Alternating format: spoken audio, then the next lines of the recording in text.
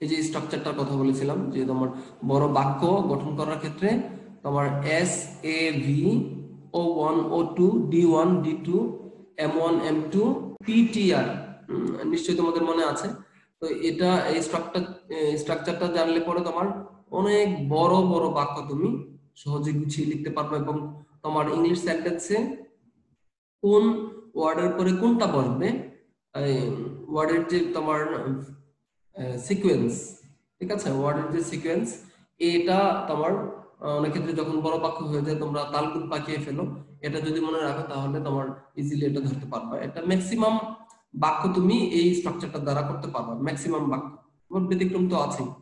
তাহলে তোমার স্ট্রাকচারটা হলো S A V O one O two D one D two M one M two PTR. এটার ব্যাখ্যা আমরা গত ক্লাসে দিয়েছি এবং আমরা চর্চা করেছিলাম তোমার এর উপর ভিত্তি করে আমরা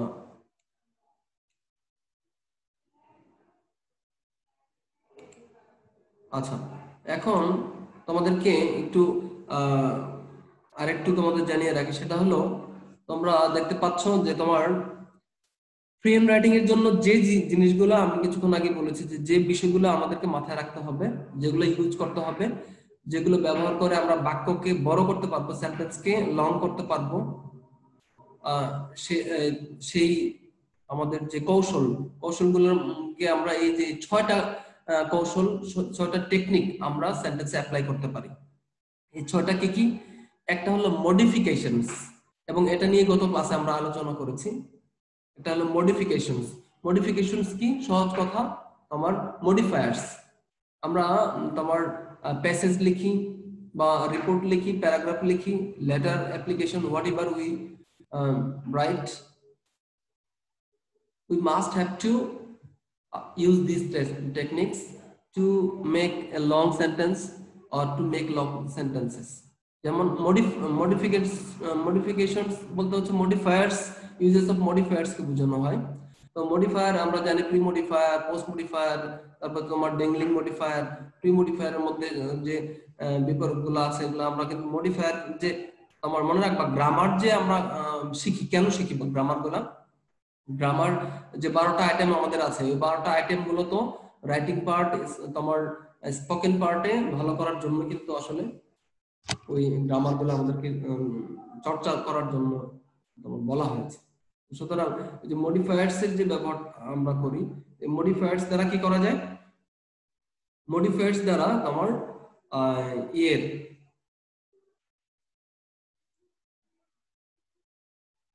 মডিফায়ার্স দ্বারা সেন্টেন্সকে বড় করা যায়, ঠিক আছে, আকারে বড় করা যায়। তো আমরা জানি মডিফায়ার্স এর এইগুলা ব্যবহারগুলো আমরা উদাহরণ হিসেবে আমরা গত ক্লাসে দেখিয়েছি। যেমন আমরা এর সাপোজ যদি খেয়াল করো, বয় একটা নাউন, এই নাউনকে আমরা আস্তে আস্তে দেখো কোথায় নিয়ে যেতে পারি, কত বড় আকারে নিয়ে যেতে পারি, আস্তে আস্তে মডিফায়ার ইউজ করে কত বড় করতে পারি, খেয়াল করো।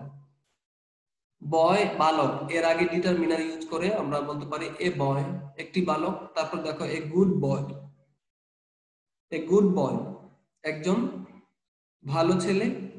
এ ভেরি গুড বয়, দেখো আস্তে আস্তে বেড়ে যাচ্ছে মডিফায়ার ইউজ করার কারণে। ভেরি শব্দটা তোমার নিশ্চয় জানো এটা অ্যাডভার্ব, অ্যাডজেক্টিভ, তোমার গুড অ্যাডজেক্টিভটাকে মডিফাই করেছে। এ ভেরি গুড বয়, তোমার খুবই ভালো ছেলে। A good boy from Dhaka, এই যে দেখো তোমার আমরা আরো ইউজ করা হচ্ছে, এই যে এটা মডিফায়ার। ফ্রম ঢাকা এটাও কিন্তু একটা modifier.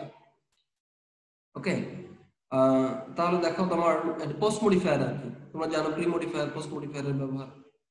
A good boy from Dhaka, অর্থাৎ ঢাকা থেকে আসা একজন ভালো ছেলে, অর্থাৎ বয় থেকে শুরু করে আস্তে আস্তে দেখো কিভাবে আমরা ওগুলাকে বৃদ্ধি করতে পারছি, বড় করতে পারছি, আকারে বড় করতে পারছি। তারপর আমরা বলতে পারি দা বয় স্ট্যান্ডিং এট দা কর্নার, খেয়াল করে দেখো এই যে বয় নাউনটাকে দি তোমার ডিটারমিনার দ্বারা আমরা ওটা নির্দিষ্ট করলাম। তারপর তোমার স্ট্যান্ডিং এট দা কর্নার, স্ট্যান্ডিং এটা তোমার পার্টিসিপেল ব্যবহার করা হয়েছে। স্ট্যান্ডিং এট দা কর্নার, কর্নারে তোমার দাঁড়ানো অবস্থায় বালকটি, কর্নারে দাঁড়ানোর অবস্থায় বালকটি, তার মানে কি তোমার এই বইটাকে বই নাউনের পূর্বে এবং পরে তোমার প্রয়োজনীয় শব্দ ইউজ করে আমরা ইচ্ছা করলে কি করতে পারি, তোমার ওটাকে আকারে বড় করতে পারি, বড় করে আমরা প্রকাশ করতে পারি এবং বাক্যের স্ট্রাকচারটা তোমার আমরা সাবলীল করতে পারি, বা হলো একটা মানসম্মত স্ট্যান্ডার্ড সেন্টেন্স গঠনের জন্য এই মডিফায়ারের ব্যবহারগুলো বেশি বেশি করতে হবে। তারপর ডিটারমিনারের ব্যবহার আছে, তোমরা জানো আর্টিকেলস গুলা, পসেসিভ গুলা তোমাদের মনে আছে নিশ্চয়ই, মাই, ইউর, আওয়ার, দেয়ার, নিউমেরিয়ালস যেগুলো আছে নাম্বার, ওগুলা quantifiers, some, many, little, a little, তোমরা নিশ্চয়ই জানো, a lot of, a great number, এগুলা তোমার। তারপর ইয়ের কোয়ান্টিফায়ার্স এর ব্যবহার আছে। ওকে, এগুলো আমরা মডিফায়ারের মধ্যে এগুলো আমরা জানি। তো এখন তারপর ফ্রেজ এর ব্যাপারটা খুব মজার ব্যাপার, যে তোমার ইয়ের মধ্যে মানসম্মত তোমার স্ট্যান্ডার্ড রাইটিং এর ক্ষেত্রে তোমার ফ্রেজের ব্যবহারটা তাৎপর্যপূর্ণ বিষয়। কারণ হলো তোমার ফ্রেজের ব্যবহার করলে লেখার মানটা বেড়ে যায়। তুমি ভাষাকে তোমার একটু ভিন্ন অঙ্কে চমৎকার ভাবে অন্যের কাছে, রিডারদের কাছে তুলে ধরার জন্য কিভাবে আলাদা ভাবে তুমি তুলে ধরবা, কিভাবে তোমার একটু কৌশল অবলম্বন করে রিডারের কাছে তোমার উপস্থাপন করবা, এটাই হলো ভাষার সৌন্দর্য। ভাষার সৌন্দর্য বৃদ্ধির জন্য যে তোমার ইডিওমেটিক ফ্রেজ আছে, নরমাল ফ্রেজ আছে, এই ব্যবহারগুলো আমাদেরকে জানতে হবে।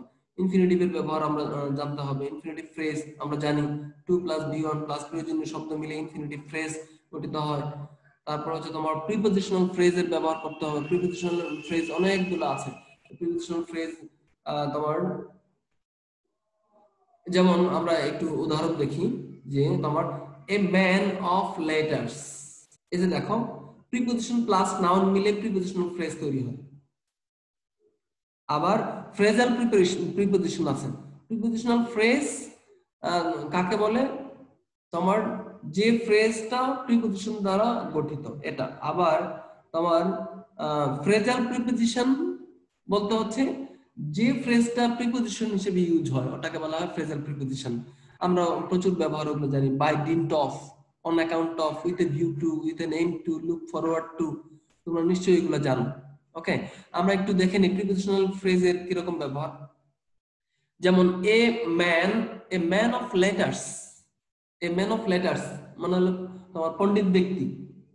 তাহলে তোমার এ ম্যান অফ লেটার্স, পণ্ডিত ব্যক্তি, এই তোমার এই ফ্রেজ এর মধ্যে প্রিপজিশনাল ফ্রেজ কোনটা, অফ লেটার্স, এই অংশটুকু মিলে অফ লেটার্স, এটা প্রিপজিশনাল ফ্রেজ। প্রিপজিশনাল ফ্রেজের স্ট্রাকচার হলো preposition plus noun. Preposition plus noun মিলে প্রিপজিশনাল ফ্রেজ তৈরি হয়। এবার এই অফ লেটার্সটা কাকে মডিফাই করছে, এ ম্যান নাউনটাকে মডিফাই করছে। ওকে, তাহলে তোমার এ ম্যান অফ লেটার্স এর আলাদা একটা অর্থ আছে, যার অর্থ তোমার পণ্ডিত ব্যক্তি, জ্ঞানী ব্যক্তি, ম্যান অফ লেটার্স। তারপর দেখো হি plays in the field, in the field দেখো প্রিপজিশন প্লাস নাউন, ইন হলো প্রিপজিশন, দ্য ফিল্ডটা হলো নাউন, ইন দ্য ফিল্ড।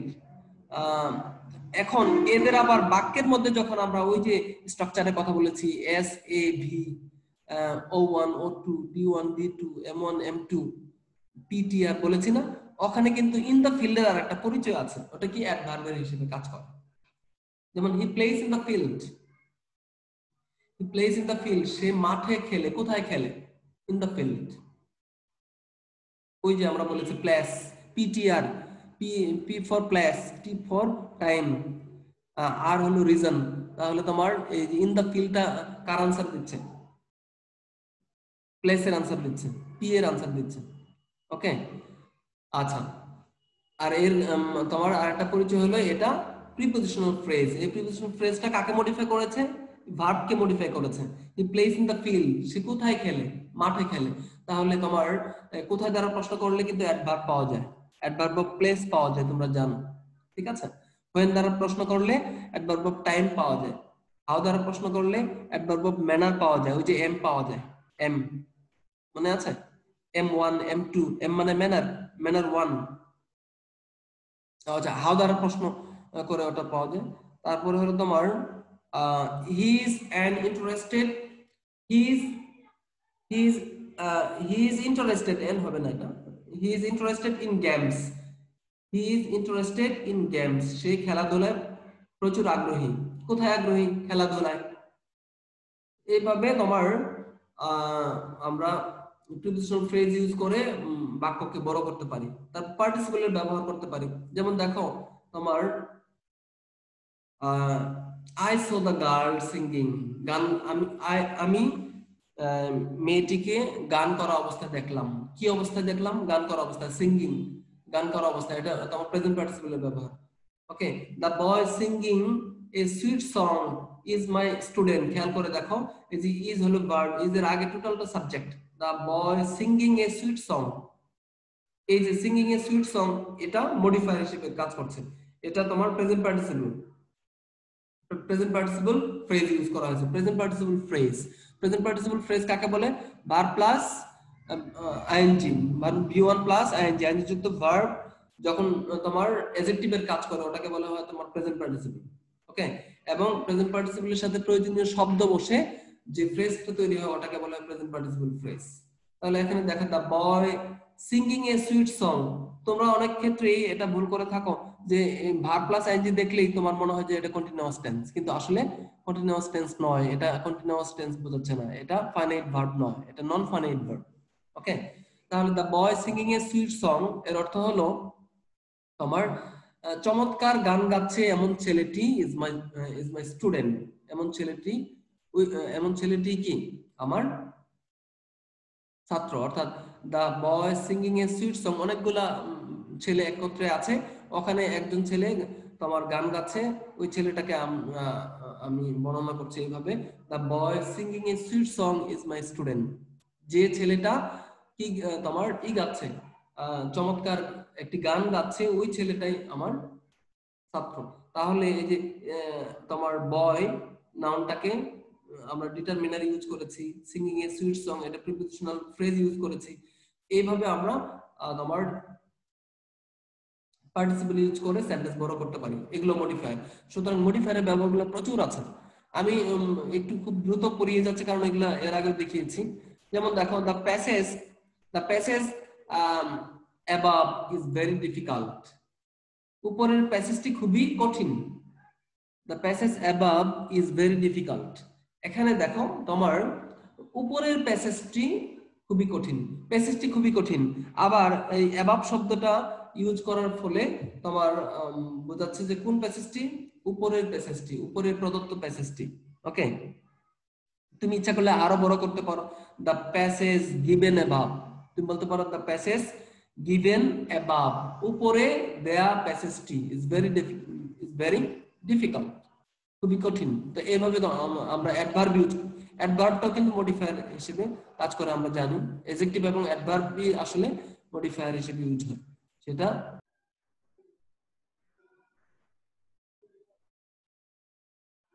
আচ্ছা, তোমরা কি আমাকে শুনতে পাচ্ছ? জি স্যার। জি স্যার।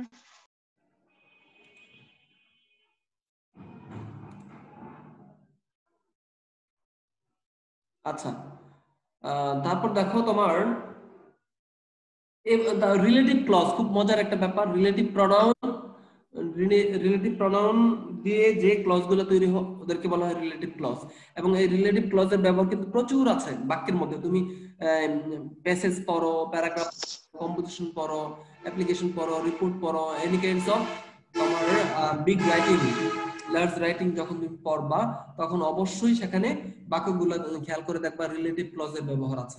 রিলেটিভ ক্লজ কাকে বলে তোমরা নিশ্চয়ই জানো, রিলেটিভ প্রনাউন এর সাথে ফাইনাইট ভার্ব এবং প্রয়োজনীয় শব্দ বসে যে ক্লজ তৈরি হয় ওটাকে বলে রিলেটিভ ক্লজ। ঠিক আছে, যেমন আমরা জানি হু, হুইচ, হোম, হোজ, এই রিলেটিভ প্রনাউন গুলা যখন তোমার একটা এর মধ্যে অ্যাসার্টিভ সেন্টেন্সের মধ্যে থাকে তখন এবং সেন্টেন্সের বসে যখন ফাইনাইট ভার্ব অবস্থায় বসে তখন ওটাকে বলে রিলেটিভ ক্লজ। যেমন আমরা দেখি তোমার the child which is crying for food is my son, ঠিক আছে, খেয়াল করে দেখো তোমার the child which is crying for food is my son. যে শিশুটি খাদ্যের জন্য বা খাবারের জন্য কান্না করছে, খাবারের জন্য কান্না করা শিশুটি আমার পুত্র, আমার ছেলে। তাহলে দেখো তোমার এই যে হুইচটা হলো রিলেটিভ প্রনাউন। রিলেটিভ প্রনাউন এটা তোমার রিলেটিভ প্রনাউন কাকে বলে? যে প্রনাউনটা তোমার কোন নাউনের ঠিক পরে বসে ওই নাউনটাকেই নির্দেশ করে, ওই প্রনাউনটাকে বলা হয় রিলেটিভ প্রনাউন। এবং রিলেটিভ ক্লজ কাকে বলে? Relative pronoun plus finite verb এবং প্রয়োজনীয় শব্দ মিলে রিলেটিভ ক্লজ তৈরি হয়। যেমন which is crying for food, অর্থাৎ যে আমার ইয়ের জন্য কাঁদছে, খাবারের জন্য কাঁদছে। তোমরা একটু বলে রাখি তোমাদেরকে, চাইল্ডের পরিবর্তে দ্যাট, হুইচ এই সমস্ত pronoun, it, it, which, that এই সমস্ত তোমার প্রনাউন ইউজ করা যায়। নরমালি এগুলো বস্তুবাচক তোমার বস্তুবাচক নাউনের পরিবর্তে ইউজ হয়, কিন্তু চাইল্ডের ক্ষেত্রে তোমার ইউজ করা যায়, এই ধরনের প্রনাউনগুলো ইউজ করা যায়, হুইচ, হোয়াট, দ্যাট, ইট। ওকে, এই প্রনাউনগুলো ইউজ করা যায়। তারপর দেখো, the man who is playing golf is my uncle. এর অর্থ হলো গলফ খেলছে এমন লোকটি আমার কাকা, চাচা, মামা, যেটা বলো। ওকে, তো এইভাবে আমরা তোমার দেখো এই যে সেন্টেন্স বড় করা হয়েছে। The child is my son, এটা একটা ছোট্ট বাক্য হয়। চাইল্ড ইজ মাই সান, খেয়াল করে দেখো এই সাদা অংশটুকু যদি আমরা করি, দ্য চাইল্ড ইজ মাই সান, শিশুটি আমার পুত্র। ওকে, তারপর আমরা বলতে পারি the man is my uncle, লোকটি আমার কাকা বা চাচা, যেটাই বলি।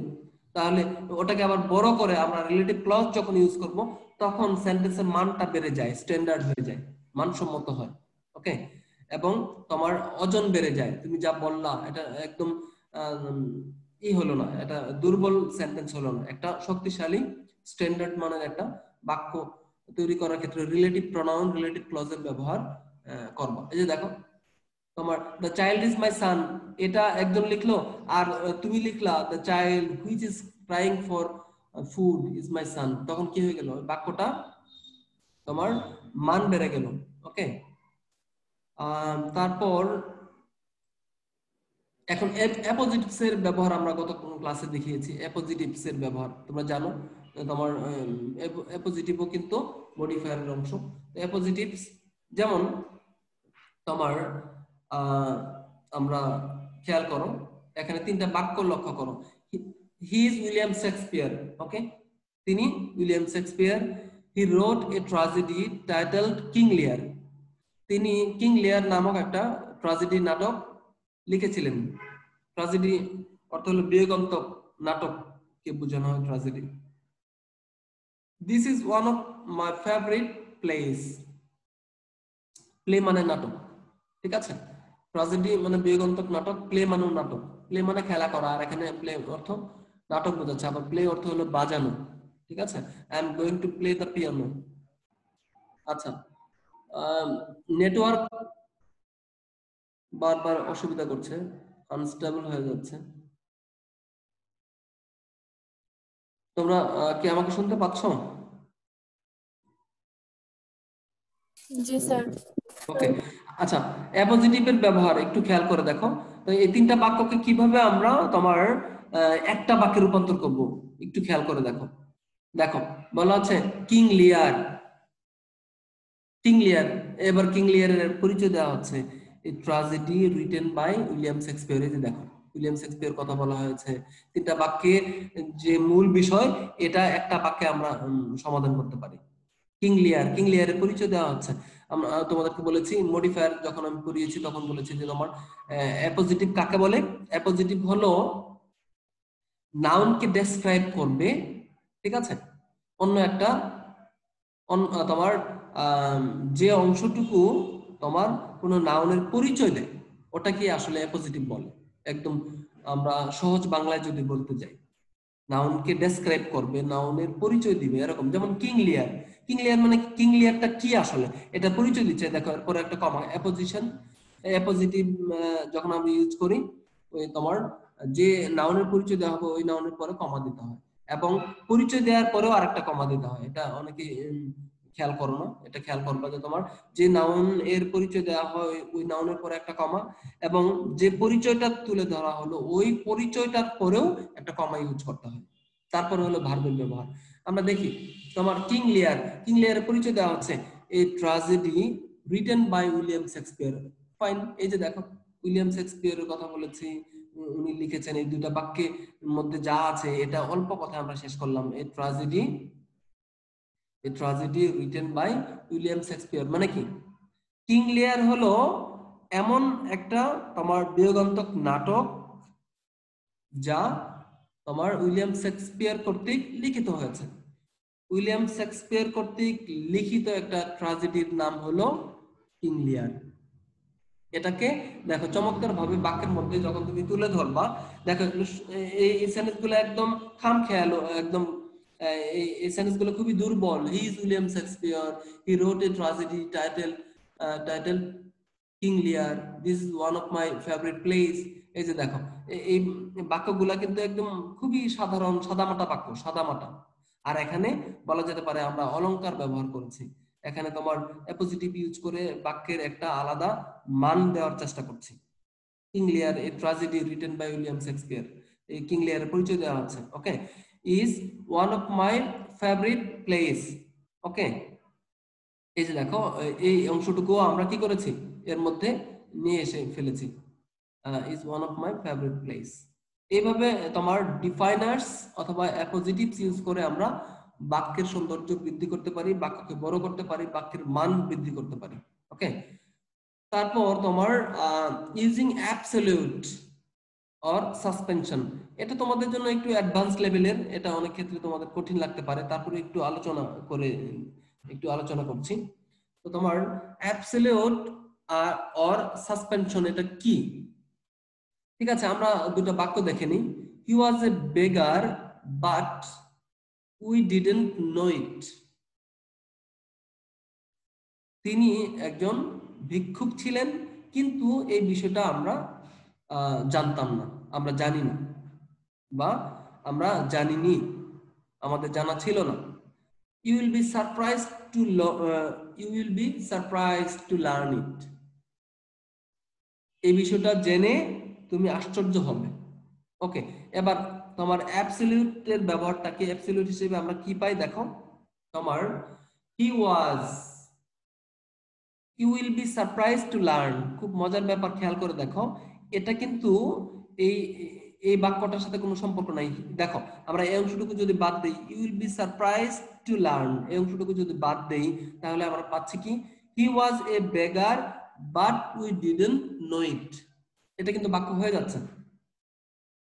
হি was a beggar but we didn't know it. এই বাক্যটা বললে কি তোমার স্বাভাবিকভাবে কিন্তু একটা তথ্য আসতেছে এবং স্বাভাবিকভাবে অর্থ প্রকাশ করছে, সমস্যা নেই।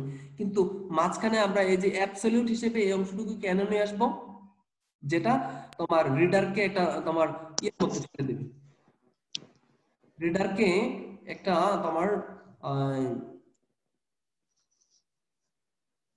একটা আশ্চর্য মধ্যে ফেলে দিবে, তাকে হতভম্ব করে দিবে। ওকে, রিডারকে তোমার একটা অপ্রস্তুত করে ফেলবে। এই সেন্টেন্সটা তুমি যখন দিবা অ্যাবসলিউট হিসেবে, যখন এটা দিবা, you will be surprised to learn, তার মানে কি এটা কিন্তু এই বেগার শব্দটার সাথে কিন্তু এটার এই বাক্যটার সাথে কিন্তু তোমার তেমন সম্পর্ক নাই, অসম্পৃক্ত একটা বাক্য, অসঙ্গতিপূর্ণ একটা বাক্য। এই বাক্যটার তোমার আরেকটা বাক্যের মাঝখানে আমরা ওটাকে ঢুকিয়ে দিয়ে আমরা কি করলাম, তোমার রিডার্সের মনের মধ্যে একটা বিভ্রান্তি সৃষ্টি করার চেষ্টা করছি। ঠিক আছে, তো এই এই যে তোমার বিভ্রান্তি সৃষ্টি করার যে কৌশল, ঠিক আছে, এই বিভ্রান্তি সৃষ্টি যে করলাম, বিভ্রান্তি শব্দটা নেগেটিভ, কিন্তু এখানে বিভ্রান্তি সৃষ্টি করেও তোমার রাইট ইয়ের রিডার্সদের কাছে তুমি তোমার কি হয়ে গেলাম, তোমার তোমার রাইটার হিসেবে নিজেকে নতুন ভাবে উপস্থাপন করার সুযোগ পেলাম। ওকে, তো সুতরাং এটা এই ধরনের অ্যাবসলিউটের ব্যবহার হয়তো তোমাদের কাছে লাগতে পারে। তোমার কঠিন লাগতে পারে, এই ধরনের এটা অ্যাডভান্স লেভেলের, তুমি ইচ্ছা করলে পারবা। করে আমরা আমার রিডারদেরকে ই করতে পারি, আর একটু আশ্চর্যজনক অবস্থার মধ্যে ফেলে দিতে পারি রিডারদেরকে। অর্থাৎ আমি যা লিখলাম, যিনি পড়বেন, এই ধরনের বাক্য যখন তুমি দিবা তখন কিন্তু বুঝতে পারবে যে তোমার লেখার ওজন আছে। ওকে, তারপর আমরা কি জেনেছি যে তোমার কোঅর্ডিনেশন। হ্যাঁ, আমরা দেখো তোমার এই দেখো মডিফিকেশনস নিয়ে আলোচনা করলাম, কোঅর্ডিনেশনস নিয়ে একটু আলোচনা করব। কোঅর্ডিনেশনস কি? সহজ কথা, আমরা যে কানেক্টরস এর ব্যবহার করি, কানেক্টরস, এগুলো কোঅর্ডিনেশন, সাবঅর্ডিনেশন। ওকে, কোঅর্ডিনেশন গুলো তোমার এই যে কিছু সংযোজক অব্যয়, and, but, or, not only but also, তোমরা জানো কোরিলেটিভ কনজাংশন, এগুলো not only but also, both and, either or, neither nor, এই কনজাংশন গুলো যখন তুমি সেন্টেন্সের মধ্যে ইউজ করবা তখন সেন্টেন্সের ই হবে, সাদা মাটা ভাবটা থাকবে না, তখন তুমি একটু আলাদা ভাবে, ব্যতিক্রম ভাবে তুলে ধরতে পারলা, তখন সেন্টেন্সের মান বেড়ে যাবে। ওকে, তারপর কি? সাবঅর্ডিনেশন, এই যে কানেক্টরস এর মধ্যে যেটা আমরা বললাম, তোমার সাবঅর্ডিনেটিং, যে তোমার সাবঅর্ডিনেট কনজাংশন। ওকে, সাবঅর্ডিনেটিং কনজাংশন এর যে ব্যবহার, সাবঅর্ডিনেটিং কনজাংশন, এই যে এখানে দেখো একটা চার্ট দেওয়া আছে, দেখো তোমার after, although, though, as, because, before, even if, even though, তারপর once, provided that, rather, since, so that, then, that, though, until, when, whenever, where, whereas, wherever, whether, while, এই তোমার সাবঅর্ডিনেটিং কনজাংশন গুলা যখন তুমি দ্বারা তোমার ই করবা, এবং মনে রাখবা এগুলা দ্বারা তোমার কমপ্লেক্স সেন্টেন্স গঠন করা হয়। ম্যাক্সিমাম ক্ষেত্রেই এই সাবঅর্ডিনেটিং কনজাংশন গুলা তোমার কমপ্লেক্স সেন্টেন্স গঠন করার ক্ষেত্রে এই সাবঅর্ডিনেটিং কনজাংশন গুলা আমরা ইউজ করি। তারপরে বাক্যটা বড় হয়ে যাবে, বাক্যের মান বেড়ে যাবে। ওকে, তো এইভাবে তোমার এই যে দেখো আমরা একটা বাক্য খেয়াল করি, দেখো unless Christine finishes her calculus homework, she will have to suffer Mr.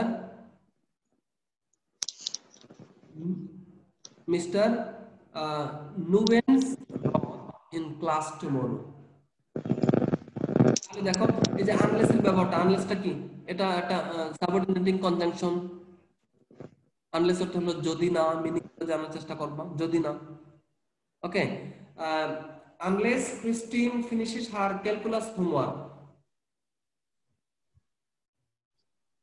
Christine যদি তার ক্যালকুলাস হোমওয়ার্ক না করে বা শেষ না করে, যদি শেষ না করে, she will have to suffer Mr. Andrews wrath in class tomorrow. আগামীকাল যে ক্লাস হবে, ক্লাসে মিস্টার অ্যান্ড্রিউস এর যে রাগ, এই রাগ তাকে সহ্য করতে হবে। ঠিক আছে, তাকে দেখতে হবে।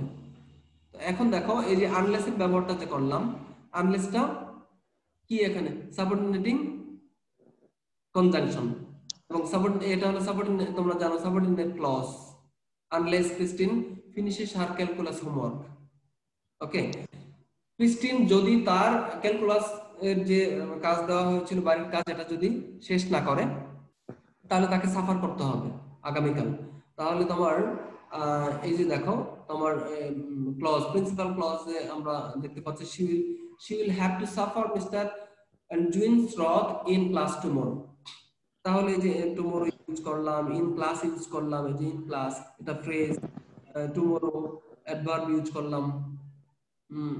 এইভাবে আমরা আমার অ্যাপোজিটিভ ব্যবহার করে, তারপর তোমার সাবঅর্ডিনেটিং যে কনজাংশন গুলো আছে এগুলো ব্যবহার করে, মডিফায়ারের ব্যবহার করে আমরা ইজিলি তোমার বক্তব্যগুলোকে বড় করতে পারবো।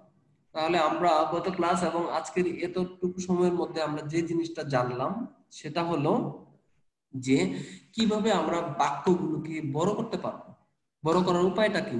ওয়েজ অফ মেকিং সেন্টেন্সেস আমরা জানলাম। কি কি জানলাম? ওখানে আমরা মডিফায়ার ইউজ করব, বিভিন্ন ধরনের মডিফায়ার আছে, pre modifier, post modifier use করে আমরা তোমার সেন্টেন্স গুলাকে তোমার মোটা তাজা করতে পারবো, বড় করতে পারবো। ওকে, তারপর তোমার আমরা কানেক্টরস ইউজ করব। তোমার সেটা কোঅর্ডিনেটিং কনজাংশন বলো অথবা সাবঅর্ডিনেটিং কনজাংশন বলো, কোরিলেটিভ তোমার কনজাংশন বলো, যেটাই বলো না কেন, আমরা কানেক্টরস এর ব্যবহার করব, প্রচুর কানেক্টরস এর ব্যবহার করব। এবং আরেকটা জায়গায় আমরা দেখেছি যে তোমার we have to use a lot of phrases and idioms এবং ফ্রেজের ব্যবহার করার চেষ্টা করতে হবে। idioms এবং ফ্রেজের ব্যবহার করলে কি হবে? তোমার সেন্টেন্সের মান আরো বেড়ে যাবে। এভাবে আমরা বড় বড় বাক্য গঠন করতে পারি। এবং এই টেকনিকগুলো যদি আমরা একটু তোমার প্র্যাকটিস করি, এগুলো শুধু এই থিওরি আমি যে পড়াচ্ছি এগুলো শুধু শুনলেই হবে না, আমাদেরকে প্র্যাকটিস করতে হবে। বাসায় তোমাদেরকে বলেছি প্রতিদিন কমপক্ষে 100 ওয়ার্ড বা 150 ওয়ার্ডের যে কোনো একটা প্যাসেজ, যে কোনো বিষয় নিয়ে একটু লেখার চেষ্টা করলাম। এরকম তোমরা কি বাসায় চর্চা করেছো? সত্য করে বলো তো দেখি। এই যে গত সপ্তাহে আমি বলেছিলাম, একটু বলো তো দেখি তোমরা চর্চা কে কে চর্চা করেছো? আনমিউট করে বলবা কে কে চর্চা করেছো। স্যার 2 দিন করছিলাম শুধু। আচ্ছা স্যার আমি একদিন করছিলাম।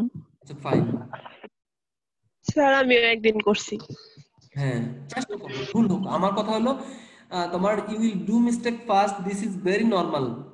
It is very normal that you will do mistake. This is very normal, as English is not our mother tongue. We will do mistake. This is very normal. Okay, after doing mistakes um, or making mistakes, we will be able to learn. We will be able to um, learn English. We will be able to make a lot of sentences.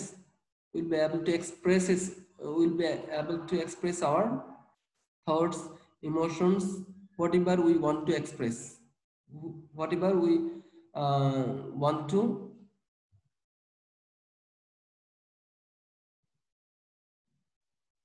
expose or focus.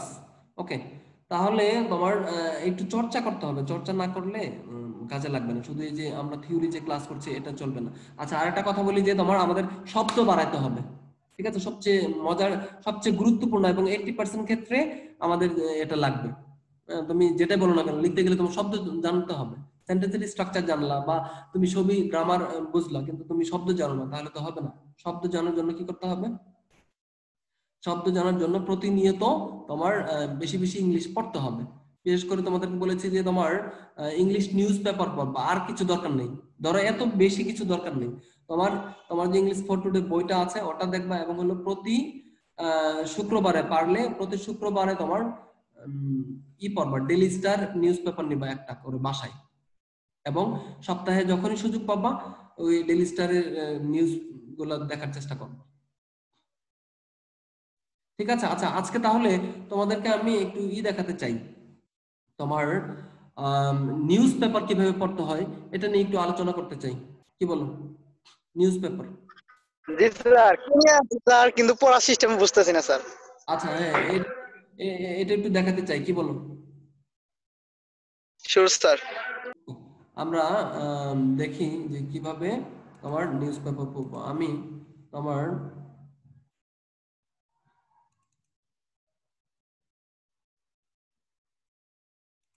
ধরো এই যে daily star news পেপারের একটা তোমরা দেখতে পাচ্ছ, daily star news paper থেকেই একটা নিউজ আমি এখানে তোমাদেরকে দেখানোর জন্য রেখে দিয়েছি। ওকে, এবং এখন তো তুমি মোবাইলে দেখবা, কেনারও দরকার নেই। তুমি ইচ্ছা করলে তো মোবাইলে দেখতে পারো। মোবাইলে তোমার নেট আছে, এখন তো স্মার্টফোন আছে, ইজিলি তুমি ডেইলি স্টার ওটা একদম বুকমার্ক করে রাখবা, প্রতিদিন আধা ঘন্টা করে তোমার ডেইলি স্টার পড়বা। আচ্ছা দেখো, আমি তোমার পত্রিকা কিভাবে পড়তে হয় এবং কিভাবে ওরা সেন্টেন্স গুলাকে তোমার বড় করেছে আমি তোমাদের একটু দেখানোর চেষ্টা করছি। দেখো, তোমার পত্রিকার একটা হেডলাইন আমরা পড়ছি। দেখো, Padma bridge all set for installation of the last span today। ঠিক আছে, তো এটার তোমার আমি যদি কাউকে প্রশ্ন করি যে অর্পিতা বলো তো, এই যে আমি এই যে হেডলাইন যে থাকে, ঠিক আছে, তো হেডলাইন গুলা তোমার এর অর্থ বোঝার নিজের মতো করে তোমার অর্থ বোঝার চেষ্টা করতে হবে। বলো তো এই অংশটুকু দ্বারা কি তুমি কিছু বুঝতে পেরেছো? কি বুঝেছো? তুমি যতটুকু বুঝেছো একটু বলার চেষ্টা করো তো অর্পিতা।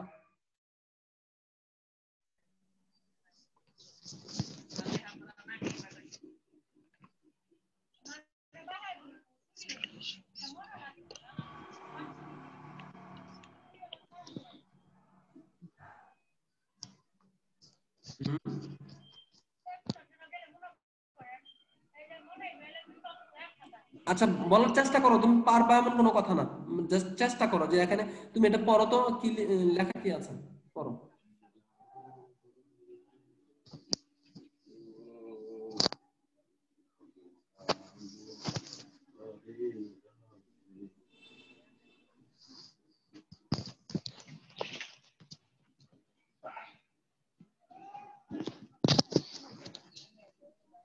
আচ্ছা, অন্য অসুবিধা হচ্ছে, ইয়ে বলো, আম, জাহিদুল বলো তো, এই যে যে অংশটুকু আমি ইয়ে করেছি এটা, জাহিদুল বলো, অর্থ বলার চেষ্টা করো।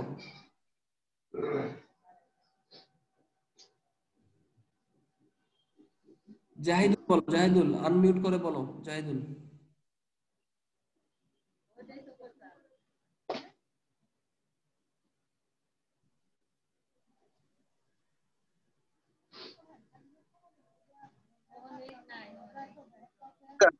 Sir. All set, sir. Sir.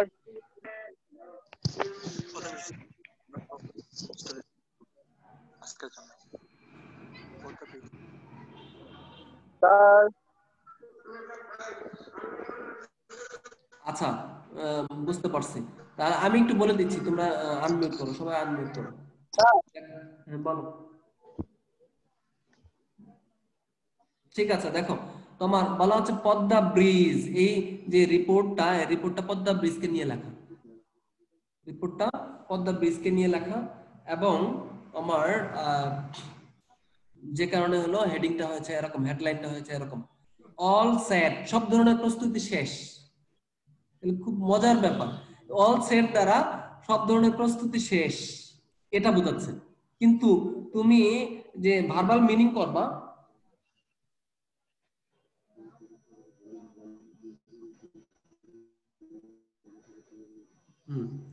তোমার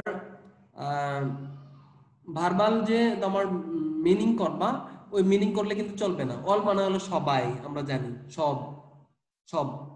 সেট মানে হলো স্থাপন করা, ঠিক আছে, কিন্তু এখানে স্থাপন করা না বুঝিয়ে অল সেট বলতে হচ্ছে সব ধরনের প্রস্তুতি সম্পন্ন হয়েছে for installation of the last span today. আজ আজ সকল প্রস্তুতি সম্পন্ন হয়েছে সর্বশেষ স্প্যান, সর্বশেষ স্প্যান, হ্যাঁ, তোমার পদ্মা সেতুর যে স্প্যান, সর্বশেষ স্প্যান প্রতিস্থাপনের জন্য আজ সব ধরনের প্রস্তুতি সম্পন্ন হয়েছে। ওকে, তাহলে তোমার এর অর্থ দাঁড়ালো এরকম, তোমার পদ্মা ব্রিজ আজ, তোমার পদ্মা সেতুর কথা বলা হচ্ছে, পদ্মা সেতু নিয়ে আজকের এই লেখা, আজ সর্বশেষ স্প্যান প্রতিস্থাপনের সব ধরনের প্রস্তুতি সম্পন্ন হয়েছে। তাহলে আমরা একটু পড়ছি, দেখো, the last span of the Podda bridge is likely to be installed on pillars 12 and 13 today. Okay, meaning বোঝার চেষ্টা করো। দেখো বাক্য কিন্তু অনেক বড়, কিভাবে বাক্যটা বড় করেছে এটা আমরা ব্যাখ্যা করার চেষ্টা করব। ওকে, আমরা যা যা শিখেছি, এই যে মডিফিকেশনস, কোঅর্ডিনেশনস, সাবঅর্ডিনেশনস, ওকে, তোমার uses of different types of idioms and phrase, এদের ব্যবহার করে কিভাবে আমরা তোমার বাক্যকে বড় করতে পারি, এবং এর ওনারা কিভাবে বাক্য বড় করেছেন খেয়াল করে দেখো। দ্য লাস্ট স্প্যান, সর্বশেষ স্প্যান, স্প্যান মানে হলো তোমার ওই ব্রিজের স্ল্যাব বসানোর যে কাঠামো, কাঠামোটাকে বলা হচ্ছে span. Okay, the last span, স্প্যানটা হলো নাউন, এটা মূল জিনিস। আমরা একটা বাক্য খেয়াল করার চেষ্টা করি। দেখো স্প্যানটা হলো নাউন, ওকে। আর তোমার দা স্প্যান, স্প্যানটি, দ্য লাস্ট স্প্যান, সর্বশেষ স্প্যানটি। পদ্মা সেতুর তোমার টোটাল যে 6.5 কিলোমিটার যে তোমার পদ্মা সেতু, এর এই 6.5 কিলোমিটার পদ্মা সেতু মধ্যে 41টা স্প্যান আছে, 40টা ইতিমধ্যে স্থাপন করা হয়েছে। এই 41তমটা তোমার 10 ডিসেম্বরে, যে এই মাসের 10 তারিখে প্রতিস্থাপন করা হয়েছে। এটা 10 তারিখ তোমার 10 তারিখের একটা নিউজ ডেইলি স্টারে আসছে। তাহলে দেখো the last span, the last span, সর্বশেষ স্প্যানটি কিসের span? Of the Padma bridge. এই যে দেখো অফ দ্য পদ্মা ব্রিজ, এটা হলো প্রিপোজিশনাল ফ্রেজ। আমরা বলেছি preposition plus noun equal to prepositional phrase, আমরা পড়েছি গ্রামারের মধ্যে, আজকেই পড়েছি। সুতরাং এটা তোমার প্রিপোজিশনাল ফ্রেজ ইউজ করা হয়েছে, ওকে। ইউজ করে তোমার এটা মডিফায়ার হিসেবে ইউজ হচ্ছে। কাকে মডিফাই করছে? স্প্যানটাকে, লাস্ট স্প্যানটাকে। লাস্ট স্প্যান, সর্বশেষ স্প্যান। কার সর্বশেষ স্প্যান? পদ্মা সেতুর। পদ্মা সেতুর অফ দ্য পদ্মা ব্রিজ, এই যে প্রিপোজিশনের ব্যবহার জানতে হবে। প্রিপোজিশনের ব্যবহার অফ অর্থ এর বা র, তোমার বাংলা ষষ্ঠী বিভক্তি, বাংলা ষষ্ঠী বিভক্তি অর্থে প্রিপোজিশন অফ ব্যবহার হয়। এই যে প্রিপোজিশনের ব্যবহার জানতে হবে, প্রিপোজিশনের ব্যবহার না জানলে বড় করা যায় না, ঠিক আছে? তুমি জানবা না, ফ্রেজ কিভাবে গঠিত হয় এটা জানবা না, এই জন্য প্রিপোজিশনের ব্যবহার মাস্ট জানতে হবে। তাহলে দেখো দ্য লাস্ট স্প্যান, আগে ছিল স্প্যান, তারপর the span, the last span, এবার বলা হচ্ছে the last span of the Padma bridge. Padma ব্রিজের সর্বশেষ স্প্যানটা is likely to be installed, is likely to be installed, তোমার প্রতিস্থাপন করার সম্ভাবনা রয়েছে।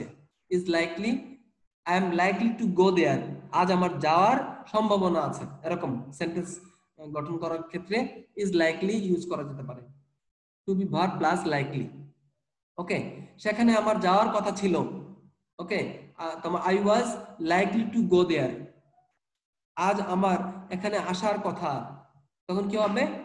তোমার I am likely to come here today, আজ আমার এখানে আসার কথা। এইভাবে তোমার স্ট্রাকচার, এই ধরনের বাক্য স্ট্রাকচার গুলা বোঝার চেষ্টা করতে হবে। Is likely to be installed, Padma সেতুর সর্বশেষ স্প্যানটি তোমার প্রতিস্থাপন করার কথা। কোথায় প্রতিস্থাপন করার কথা? On pillars 12 and 13। তার উপরে তোমার মনে রাখবে স্প্যান গুলা পিলারের উপরে কিন্তু প্রতিস্থাপন করা হয়। 12 এবং 13 নাম্বার যে পিলার আছে পদ্মা সেতুর, পদ্মা নদীর মাঝখানে যে সেতুটা দেওয়া হয়েছে, পিলার গুলার উপরে কিন্তু স্প্যান বসে। তাহলে তোমার 12 এবং 13 নাম্বার যে পিলার আছে, এদের নাম দেওয়া হয়েছে পিলার্স 12 and 13, পিলার্স 12 and 13। তো সুতরাং এখানে এই পিলার্স 12 and 13 বলতে পিলারের নাম বোঝাচ্ছে, পিলারের নাম্বার বোঝাচ্ছে। বলা হচ্ছে যে তোমার 12 এবং 13 নাম্বার পিলারের উপরে, এই যে দেখো উপরে বসানো হয় বিধায় প্রিপোজিশন অন ব্যবহার করা হয়েছে। আমি প্রতিটা ওয়ার্ড একটু তোমার করার চেষ্টা করছি, তোমাদেরকে ব্যাখ্যা দেওয়ার চেষ্টা করছি। কখন প্রতিস্থাপন করার কথা? কথা টুডে, আজ। এই যে দেখো ওই যে পিটিআর, আর পিটিআর প্লেস, তারপর হলো টি হলো টাইম, তাহলে টুডেটা কি? টুডেটা হলো টাইম, ঠিক আছে? আচ্ছা, তাহলে linking both sides of the mighty Padma river, Padma নদীর তোমার যে প্রমত্তা পদ্মা নদীর, দ্য মাইটি পদ্মা রিভার মানে হলো তোমার প্রমত্তা পদ্মা নদী, বিশাল পদ্মা নদী, ঠিক আছে? বিশাল পদ্মা নদীর দুটি প্রান্তকে তোমার সংযোগ করে আজ পিলার নাম্বার 12 এবং 13 এর উপরে পদ্মা নদীর তোমার সর্বশেষ স্প্যানটি প্রতিস্থাপন করার কথা রয়েছে। as the country's people, যেহেতু মানে যেহেতু, এই যে দেখো এটা হলো তোমার সাবঅর্ডিনেটিং কনজাংশন, এই যে আমরা পড়লাম কিছুক্ষণ আগে, দো, এস দো, ঠিক আছে, এস, সিন্স, ওকে, হোয়েন। তো এগুলা তোমার এই কনজাংশন গুলা দ্বারা কি করা হয়েছে, বাক্যকে বড় করা হয়েছে। ওকে, তাহলে দেখো, as the country's people, as the country's people get closer to have to তোমার get closer to having their long cherished dream come true, অর্থাৎ তোমার বলা হচ্ছে এতে করে কি হবে, এই যে সর্বশেষ স্পেনটি বসানো হচ্ছে, আজকে বসানোর কথা, এতে করে তোমার আমাদের দেশের মানুষের দীর্ঘ প্রতীক্ষিত, দীর্ঘ স্বপ্নের, ঠিক আছে, লং চেরিশ ড্রিম, ঠিক আছে, দীর্ঘ তোমার প্রতীক্ষিত স্বপ্নটা কি হতে যাচ্ছে, তোমার বাস্তবায়িত হতে যাচ্ছে, কাম ট্রু। ওকে, তোমার having their long cherish dream come true, have come true, অর্থাৎ কি হতে যাচ্ছে, তোমার বাস্তবে রূপান্তরিত হতে যাচ্ছে। এটা একটা ফ্রেজ, এই যে ফ্রেজের ব্যবহার করা হয়েছে এখানে, কানেক্টরের ব্যবহার করা হয়েছে এখানে, মডিফায়ারের ব্যবহার করা হয়েছে, প্রচুর মডিফায়ারের ব্যবহার করা হয়েছে। ওকে, প্রিপোজিশনের ব্যবহার করা হয়েছে, তারপর তোমার এই যে দেখো পার্টিসিপলের ব্যবহার করা হয়েছে, এই যে দেখো পার্টিসিপল। তাহলে টোটালটার অর্থ হলো, দেখো আমি আবার পড়ছি, last span of the Podda bridge is likely to be installed on pillars 12 and 13 today, linking both sides of the mighty Podda river as the country's people get closer to having their long cherished dream come true. এর অর্থ হলো যে তোমার দীর্ঘদিনের প্রতীক্ষিত, আমাদের দেশের মানুষের দীর্ঘদিনের প্রতীক্ষিত যে স্বপ্ন, এই স্বপ্নটা আজ তোমার বাস্তবায়িত হতে যাচ্ছে। যেহেতু তোমার কিসের কারণে বাস্তবায়িত হতে যাচ্ছে, যে আজ তোমার পদ্মা সেতুর 12 এবং 13 নম্বর পিলারের উপরে সর্বশেষ যে স্প্যানটা প্রতিস্থাপন করার কথা, এটার মাধ্যমে তোমার পদ্মা নদীর দুই প্রান্তকে একত্রিত করতে সক্ষম হবে এই স্প্যানটা, এবং এতে করে এদেশের মানুষের দীর্ঘদিনের প্রতীক্ষিত স্বপ্নটা বাস্তবায়িত হতে যাচ্ছে। ওকে, তারপর পরের লাইনটা আমরা স্যার, বলো। স্যার আমার এখন ম্যাথ ক্লাস আছে ঠিক স্যার, আছে, এই হ্যাঁ, ভিডিওটা দিয়েন স্যার, আমি একটু ভিডিও দেখে নেব না। ওকে, ঠিক আছে স্যার আমি লিভ দিয়ে নিলাম। হ্যাঁ, ঠিক আছে।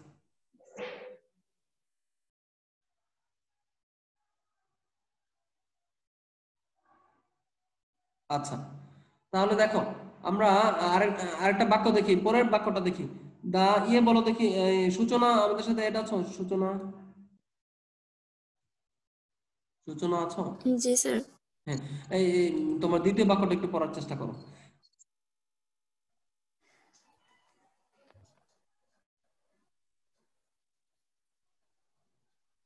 The 41st span has already been taken near the pillars and it expected to be installed today unless dense fog created major problems, project official said.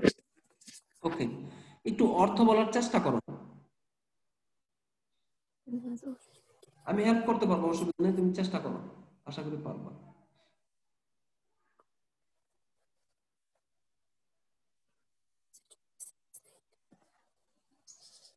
মানে হচ্ছে 41তম যে স্প্যানটা ছিল সেটা অলরেডি হ্যাজ বিন টেকেন, পিলারের খুব কাছাকাছি নিয়ে যাওয়া হয়েছিল, হয়তোবা আজই প্রতিস্থাপন করা যেত, তবে প্রজেক্ট যে অফিসিয়াল লোকজন আছে তারা বলেছেন যে আর কি অতিরিক্ত কুয়াশার জন্য আর কি এটা হয়ে ওঠে। ঠিক আছে, ঠিক আছে, ফাইন, হ্যাঁ, বলার চেষ্টা করেছো, অনেক ধন্যবাদ।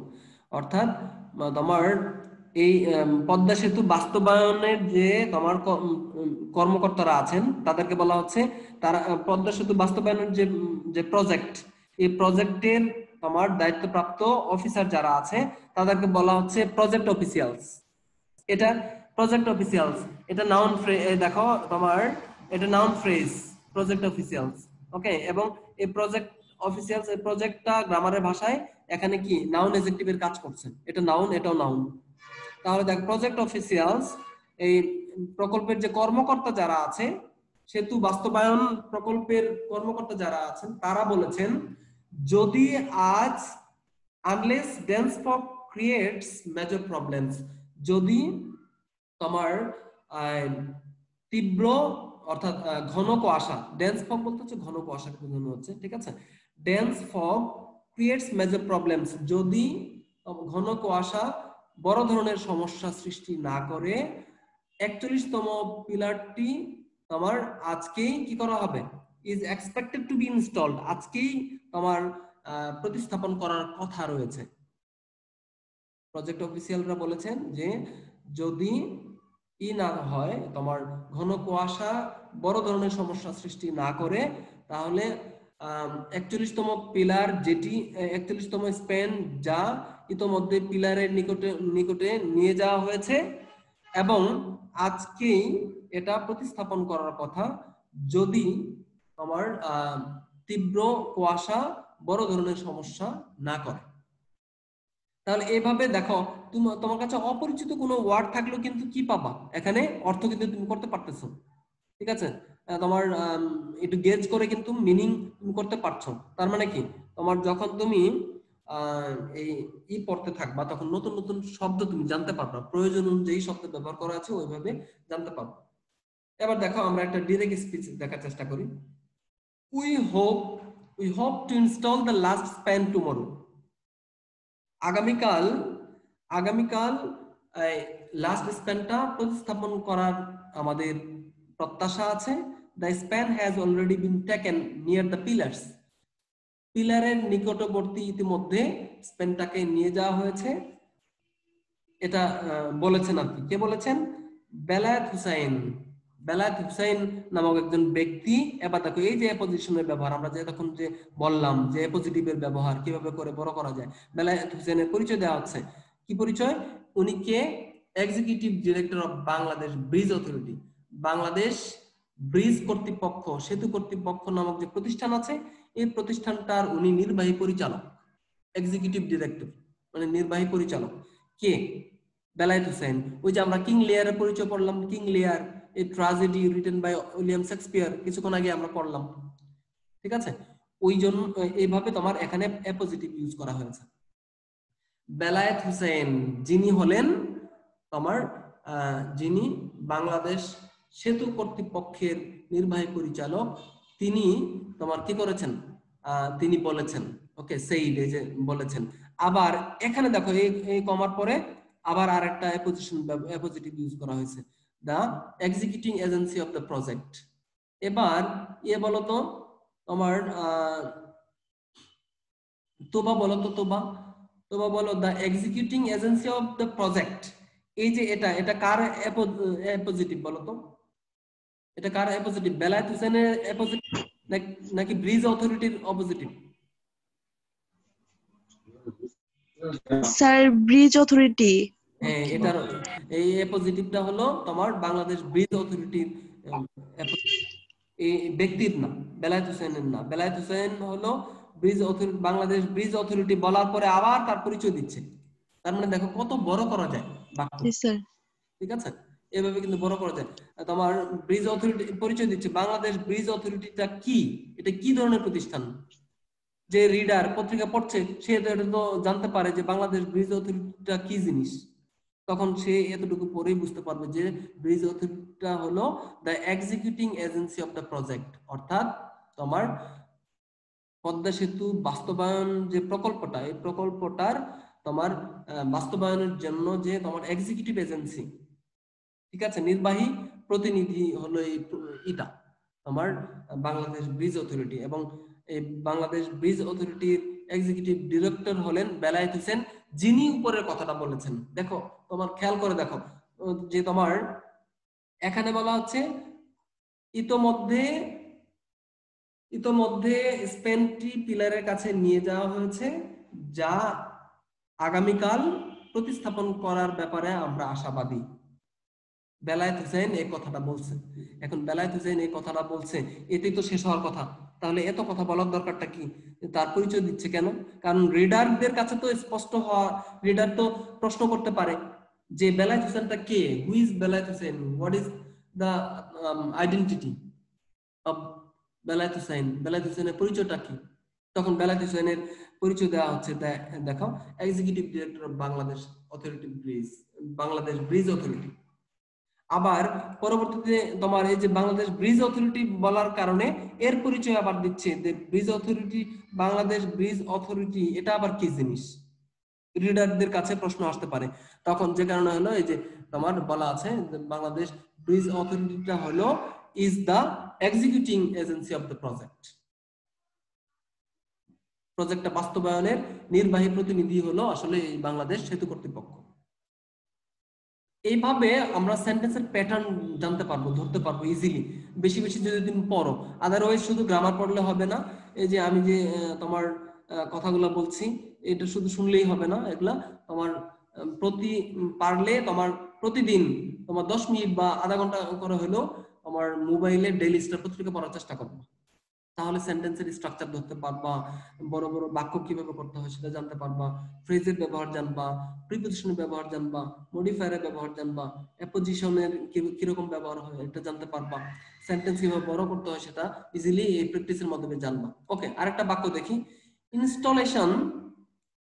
আচ্ছা রিমি, একটু এই সেন্টেন্সটা একটু পড়ো তো কষ্ট করে।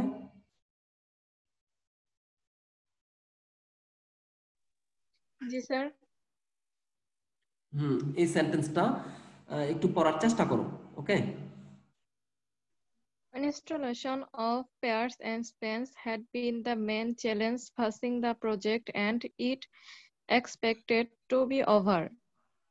This is going to be a big achievement. Belayit, also the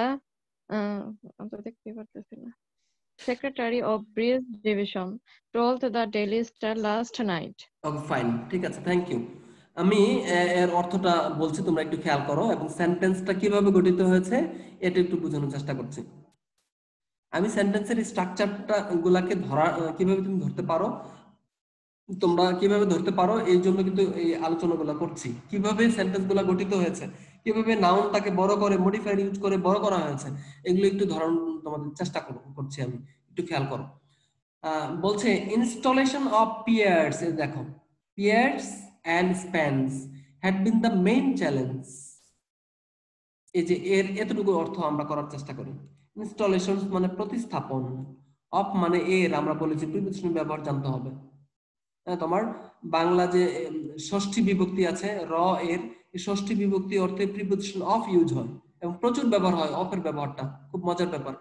installation of তোমার পিয়ার্স এন্ড স্প্যানস, স্তম্ভ, পিয়ার্স মানে হলো খুঁটি, স্তম্ভ, ওকে, খুঁটি এবং তোমার স্প্যান, স্প্যান মানে হলো ওই যে কাঠামো বলেছি, স্ল্যাব বসানোর যে কাঠামোটাকে বলা হয় স্প্যান। তাহলে তোমার স্তম্ভ, নদীর মধ্যে স্তম্ভ এবং স্প্যান বসানোর, স্প্যান বসানোর, installation of piers and spans, okay, span এবং তোমার পিয়ার্স এর প্রতিস্থাপনের যে কাজটা ছিল এটাই had been the main challenge, এটাই ছিল তোমার প্রধান চ্যালেঞ্জ, ঠিক আছে, এটা মূল চ্যালেঞ্জ বা তোমার মূল তোমার ঝুঁকির একটা কাজ ছিল, হলো এটাই বড় ধরনের একটা চ্যালেঞ্জ ছিল তোমার, মূলত এই খুঁটি, পদ্মা নদীর বিশাল গভীর নদী, এই নদীর মধ্যে খুঁটি এবং স্প্যান বসানোটাই প্রধান চ্যালেঞ্জ ছিল। ওকে, এবং যে চ্যালেঞ্জটা ফেসিং দ্য প্রজেক্ট, এই প্রজেক্টের তোমার যে চ্যালেঞ্জগুলো ফেস করেছে, main challenge facing the project, এই যে মডিফায়ার ইউজ করা হয়েছে। ওকে, অর্থাৎ তোমার দেখো had been the main challenge facing the project, এই অংশটুকুর তোমার এই চ্যালেঞ্জ, মেইন চ্যালেঞ্জটাকে মডিফাই করছে হলো এই যেটা, এটা ফেসিং দ্য প্রজেক্ট। এটাকে আমরা যদি সুন্দর করে বাংলা করি এর অর্থ হলো যে তোমার ওটাই ছিল প্রধান চ্যালেঞ্জ, তোমার প্রকল্প মোকাবেলা করেছে এমন যতগুলা চ্যালেঞ্জ আছে, এই চ্যালেঞ্জ গুলার মধ্যে তোমার প্রধান চ্যালেঞ্জ ছিল নদীতে তোমার পিয়ার্স এবং স্প্যানস কে ইনস্টল করা। Okay, the main challenge facing the project, এই প্রকল্পের সবচেয়ে প্রকল্পটাকে মোকাবেলা করতে হয়েছে যে ধরনের চ্যালেঞ্জগুলা, তাদের মধ্যে মেইন চ্যালেঞ্জ ছিল to install the piers and spans. এটাকে বোঝানোর চেষ্টা করা হচ্ছে। দেখো এভাবে বড় হয়েছে, দেখো ইনস্টল শব্দটা যুক্ত হয়েছে কার সাথে, এই যে তোমার পিয়ার্স এন্ড স্প্যানস এর সাথে। এই যে অফটা কি করেছে, কানেক্ট করেছে, সংযোগ সাধন করেছে। ইনস্টলেশনস এবং ইনস্টলেশনস পিয়ার্স এন্ড স্প্যানস এই অংশটুকুর সাথে অফ প্রিপোজিশনটা কানেক্ট করেছে। এটা সাবজেক্টের কাজ করেছে। ইনস্টলেশন অফ পিয়ার্স এন্ড স্প্যানস এর অর্থ হলো তোমার স্প্যানস এবং পিয়ার্স এর প্রতিস্থাপন, এটাই সাবজেক্টের কাজ করেছে। Had been the main challenge হয়েছে যে এখানে তোমার বি ভার্বটাই মেইন ভার্বের কাজ করেছে। ওকে, এটা তোমার পাস্ট পারফেক্ট টেন্সে হয়েছে। হ্যাড বিন তোমার বি এর পাস্ট পার্টিসিপল ফর্ম হলো বিন, এখানে মেইন ভার্বের কাজ করেছে। Had been the main challenge facing the project, তোমার ফেসিং দ্য প্রজেক্ট যতগুলা তোমার চ্যালেঞ্জ মোকাবেলা করেছে তাদের মধ্যে প্রধান চ্যালেঞ্জ ছিল খুঁটি বা স্তম্ভ এবং স্প্যান গুলোকে নদীতে বসানো, প্রতিস্থাপন করা। এটাই ছিল বড় চ্যালেঞ্জ, কারণ ওগুলো তো সবচেয়ে ভারী, ওদের উপরই তো তোমার স্ল্যাব বসানো হবে। স্ল্যাব বসানো তো কঠিন কোনো কাজ না। ওকে, এটা কি হয়েছে, এন্ড এবং is expected to be over, এবং এই যে চ্যালেঞ্জটা, এই চ্যালেঞ্জটা কি হতে যাচ্ছে, শেষ হতে যাচ্ছে। Is expected to be over, এই চ্যালেঞ্জটা আজ শেষ হতে যাচ্ছে, এটাই বোঝাচ্ছে। Okay, this is going to be a big achievement, এবং এটা একটা বড় ধরনের একটা অর্জন। এটা এই যে প্রতিস্থাপনের যে ব্যাপারটা, এটা একটা বড় ধরনের অর্জন। This is going to be a big achievement, এবং এই যে যা আমরা করতে যাচ্ছি তোমার সর্বশেষ স্প্যানটা প্রতিস্থাপনের মধ্য দিয়ে স্প্যান এবং পিয়ার্স প্রতিস্থাপনের কাজগুলা শেষ হয়ে যাচ্ছে, এবং this is going to be a big achievement, এবং এই যে শেষ করার কাজ, বৃহৎ কাজটাকে শেষ করার যে বিষয়, এটাকে বলা হচ্ছে যে এটা একটা বড় ধরনের অর্জন, বড় একটা অর্জন। ওকে, এবার দেখো বেলায়েত, এবার বেলায়েতের আরো পরিচয় দিচ্ছে। এর আগে কিন্তু বলেছে উনি executive director of Bangladesh bridge authority, এই যে দেখো বেলায়েত হোসেন। এবার বেলায়েতের পরিচয় কি দিচ্ছে, বেলায়েত ওই কথা বলার পাশাপাশি এই যে এতটুকু কথা বলেছে, যে কারণে ডিরেক্ট স্পিচে বলা হয়েছে। Also the secretary of bridge division, অর্থাৎ তোমার সেতু মন্ত্রণালয়, সড়ক পরিবহন ও সেতু মন্ত্রণালয়ের যে ব্রিজ ডিভিশন আছে, এই ব্রিজ ডিভিশনের উনি সেক্রেটারিও। একদিকে হলো এক্সিকিউটিভ ডিরেক্টর ব্রিজ অথরিটি এর তোমার executive director, at the same time he is also the secretary of the bridge division. উনি ব্রিজ ডিভিশন, অর্থাৎ মন্ত্রণালয়ের অনেকগুলা ডিভিশন থাকে, বিভাগ থাকে। একটা বিভাগের নাম হলো ব্রিজ ডিভিশন। তোমার সেতু ও সড়ক ও সেতু মন্ত্রণালয়ের একটা ডিভিশনের নাম হলো তোমার ব্রিজ ডিভিশন। এই ব্রিজ ডিভিশনের উনি হলেন সচিব, যে কারণে তার পরিচয় হলো দুইটা, একটা হলো উনি ব্রিজ অথরিটির ডিরেক্টর, নির্বাহী পরিচালক, আবার উনি ব্রিজ ডিভিশনের সচিবও। এই জন্য বলা হচ্ছে also the secretary of bridge division. এটাও কিন্তু কি অ্যাপোজিটিভ, গ্রামারের ভাষায় এটাকে আমরা কি বলবো, অ্যাপোজিটিভ। এই যে অলসো আমরা ইউজ করলাম, এটা কানেক্টর ইউজ করলাম। এটা বলার পরে told the daily star last night, এই যে দেখো আবার এই দেখো লাস্ট নাইট শব্দটা ইউজ করে আরো ওটাকে বড় করলো। ঠিক আছে, বেলায়েত হোসেন যিনি ব্রিজ ডিভিশনের সচিব হিসেবে দায়িত্ব পালন করছেন, তিনি ডেইলি স্টারকে বলেছেন, কখন বলেছেন, last night, told the daily star last night. এই দেখো তোমার অ্যাডভার্ব ইউজ করা হয়েছে, অ্যাডভার্ব অফ টাইম ইউজ করা হয়েছে, ইউজ করে ওটাকে তোমার বড় করা হয়েছে বাক্যটাকে। তারপর দেখো implementation of the project was possible due to a courageous decision by Prime Minister Sheikh Hasina, he added। তিনি আরো বলেন, he added, এই যে দেখো নারেশন করার সময় এডেড আমরা যুক্ত করি, এই যে দেখো এডেড এর ব্যবহার। তিনি আরো বলেন, তিনি আরো যুক্ত করেন যে আমার ইমপ্লিমেন্টেশন অফ দ্য প্রজেক্ট, এই প্রকল্পটার বাস্তবায়ন তা ছিল ওয়াজ পসিবল, এই তোমার এই প্রজেক্টের বাস্তবায়নটা সম্ভব হয়েছিল কার কারণে, ডিউ টু অর্থ হলো কারণে, ডিউ টু এটা কানেক্টর, ঠিক আছে, ফ্রেজ যা কানেক্টর হিসেবে ইউজ হচ্ছে, ডিউ টু অর্থ কারণে। কিসের কারণে? A courageous decision by prime minister Sheikh Hasina, প্রধানমন্ত্রী শেখ হাসিনার সাহসী যে সিদ্ধান্ত, এই সিদ্ধান্তের কারণেই তোমার প্রজেক্টটা বাস্তবে রূপ নিতে বা প্রজেক্টটা বাস্তবায়ন করা সম্ভব হয়েছে। যে ব্রিজ বাস্তবায়ন করার জন্য একটা প্রজেক্ট একটা কাজ করেছে, এই প্রজেক্টের কথা বলেছে তোমার ইমপ্লিমেন্টেশন অফ দ্য প্রজেক্ট, প্রকল্পটার বাস্তবায়ন সম্ভব হয়েছে মাননীয় প্রধানমন্ত্রীর দুঃসাহসিক সিদ্ধান্তের কারণে বা সিদ্ধান্তের কারণে। কারেজিয়াস অর্থ হলো সাহসিক, কারেজিয়াস ডিসিশন, তোমার সাহসী সিদ্ধান্ত, এভাবে তোমার বাসায় তোমরা প্রতিদিন ডেইলি স্টার একটু পড়ার চেষ্টা করবা, তাহলে কি তোমার বড় বড় বাক্য এর স্ট্রাকচার ধরতে পারবা ধীরে ধীরে, ধাপে ধাপে, হঠাৎ করে পারা যাবে না। এটা it will be dependent on reading habits. Okay, তোমার রিডিং হ্যাবিটটা থাকতে হবে, রিডিং হ্যাবিট না থাকলে তুমি রাইটিং পারবা না। খুব মজার ব্যাপার, লেখার জন্য তোমার প্রচুর পড়তে হবে, পড়তে গিয়ে তোমার প্রচুর অজানা শব্দ তুমি ধরতে পারবা, বা যেটা অপরিচিত শব্দ তুমি ডিকশনারিটা পাশাপাশি খুব অল্প সময়ের মধ্যে দেখে নেওয়ার পরে দেখবা ওই বাক্যটা আর কখনোই তোমার ভুলতে পারবা না, ওই শব্দটা কখনো তুমি ভুলবা না। শব্দ কখনো মুখস্থ করতে হয় না, শব্দ সেন্টেন্সের মধ্যে অ্যাপ্লাই করার পরে যখন তুমি ওটা পড়বা, এবং এটা নিউজ পেপার, তুমি বাংলাদেশে একটা নিউজ পড়ছো, স্বাভাবিকভাবে চিন্তা করবা তুমি পরীক্ষার জন্য কোনো কিছু পড়ছো না। এইভাবে সবসময় পরীক্ষার কথা চিন্তা করলে তখন একদম তোমার একটু আয়োজনের ব্যাপার চলে আসে, ওইভাবে শেখা যায় না। হ্যাঁ, সুতরাং তোমার অতিরিক্ত সময় তোমার পারলে একটু এই ডেইলি স্টার নিউজ পেপার পড়বা, এবং যে কোনো এইগুলো দেখো, অনেক বড় বড় বাক্য কিভাবে তৈরি করা হয়েছে। দেখো কোন বাক্যের মধ্যে তোমার দেখো কত বড় বড় বাক্য হয়েছে। দেখো এই যে দেখো, আমরা সর্বশেষ একটা বাক্য পরে শেষ করে দিচ্ছি।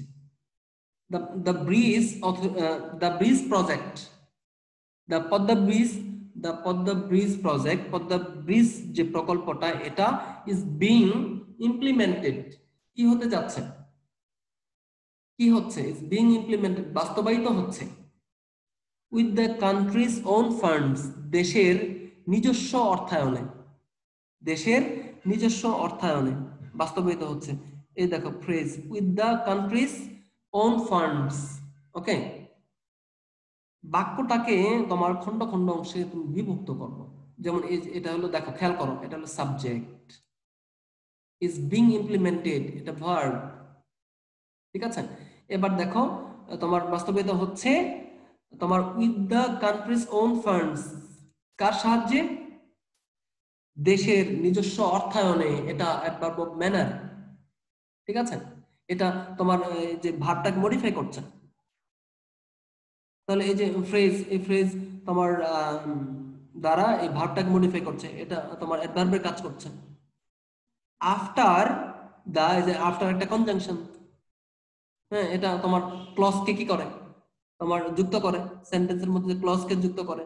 The world bank and other international lenders, এটা টোটালটা আরেকটা, যেহেতু এটা একটা ক্লজকে যুক্ত করেছে, এর আগের বাক্য আমরা শেষ করেছি, পরে আরেকটা বাক্য এটা যুক্ত করেছে, তো এই বাক্যের সাবজেক্ট হলো এটা, এই যে টোটালটা যেটা আমি হাইলাইট করেছি, the world bank and other international lenders, বিশ্ব ব্যাংক এবং আরো অন্যান্য আন্তর্জাতিক যে তোমার সহযোগিতা করে এমন বা ঋণ দেয় এমন যে প্রতিষ্ঠানগুলো আছে, এই প্রতিষ্ঠানগুলো had cancelled financing over allegations of corruption, দুর্নীতির অভিযোগ এনে, পদ্মা সেতুতে অর্থায়নের ক্ষেত্রে দুর্নীতির অভিযোগ এনে বিশ্ব ব্যাংক এবং অন্যান্য দাতা সংস্থাগুলা, অন্যান্য ঋণদাতা সংস্থাগুলা তোমার কি করেছিল, হ্যাড ক্যান্সেলড, বাতিল করেছিল। কি বাতিল করেছিল? অর্থায়ন, ফিনান্সিং মানে অর্থায়ন, ফান্ডস মানে অর্থায়ন। এখানে ফিনান্সিংটা, এর ফান্ডসটা এখানে নাউনের কাজ করেছে, এখানে তোমার এটা প্রেজেন্ট পার্টিসিপলের ব্যবহার, এখানে জিরান্ড হিসেবে ইউজ হয়েছে, প্রেজেন্ট পার্টিসিপল না জিরান্ড। ক্যান্সেলড ফিনান্সিং, অর্থায়ন বাতিল করেছিল, অর্থায়ন নাউনের কাজ করেছে, তার মানে জিরান্ট। ওকে, অর্থায়ন বাতিল করেছে। কি বাতিল করেছিল? অর্থায়ন বাতিল করেছিল, এই যে ফিনান্সিং। কার উপর, কিসের উপর ভিত্তি করে বাতিল করেছিল? ওভার এলিগেশনস, অভিযোগের উপর ভিত্তি করে। কিসের অভিযোগ? অফ কারাপশনস, দুর্নীতির অভিযোগ। দুর্নীতির অভিযোগের উপর ভিত্তি করে অর্থায়ন বাতিল করেছিল। মনে রাখবা, বাংলা যখন অনুবাদ করবা, ইংলিশ থেকে বাংলা অনুবাদ করার সময় শেষের দিক থেকে অনুবাদ করতে হয় সব সময়। আর যখন তুমি বাংলা থেকে ইংলিশে ট্রান্সলেট করবা, তখন তোমার সাবজেক্টের জায়গাটা ওরকমই থাকে, তারপরে হলো তোমার ওই উল্টা চিন্তা করতে হবে, উল্টা। ওকে, হুইচ ওয়্যার লেটার, এই দেখো রিলেটিভ ক্লজের ব্যবহার করা হয়েছে। এই যে দেখো, এটা রিলেটিভ ক্লজ, আমরা পড়েছি গ্রামারের মধ্যে রিলেটিভ ক্লজ, আজকেই পড়েছি। এই যে রিলেটিভ ক্লজের ব্যবহার করা হয়েছে, relative pronoun plus verb. Which were later found to be not true, অর্থাৎ এটা, এই হুইচ বলতে কাকে বোঝানো হচ্ছে? এই যে এলিগেশনস অফ কারাপশন, এটা এই নাউনের পরিবর্তে ইউজ করা হয়েছে এই প্রোনাউনটা, হুইচ, রিলেটিভ প্রোনাউন। দুর্নীতির অভিযোগ, এবং যেটা হুইচ বলতে হলো সেই দুর্নীতির অভিযোগটা, আর লেটার পরবর্তীতে found to be not true, সত্যে পরিণত হয়নি, মিথ্যা প্রমাণিত হয়েছে যে অভিযোগটা। এইভাবে আমরা তোমার সেন্টেন্সকে কি করতে পারি? বড় করতে পারি, সেন্টেন্সের প্যাটার্ন ধরতে পারি আমরা। তোমার কোথায় কখন রিলেটিভ ক্লজ ইউজ হচ্ছে, কখন মডিফায়ার ইউজ হচ্ছে, কখন অ্যাডভার্ব ইউজ হচ্ছে, কোথায় ভার্ব ইউজ হচ্ছে, এই ব্যাপারগুলা ধরার চেষ্টা করতে হবে। এবং তোমার সেন্টেন্সকে বড় বড় বাক্য তোমার বিশ্লেষণ করবা, ব্যাখ্যা করবা, এক্সপ্লেইন করবা, নিজে নিজে ধরার চেষ্টা করবা, তাহলে আর অসুবিধা হবে না। আচ্ছা ঠিক আছে, তোমার আমরা শেষ করতে চাই, আজকে শেষ করতে চাই এবার।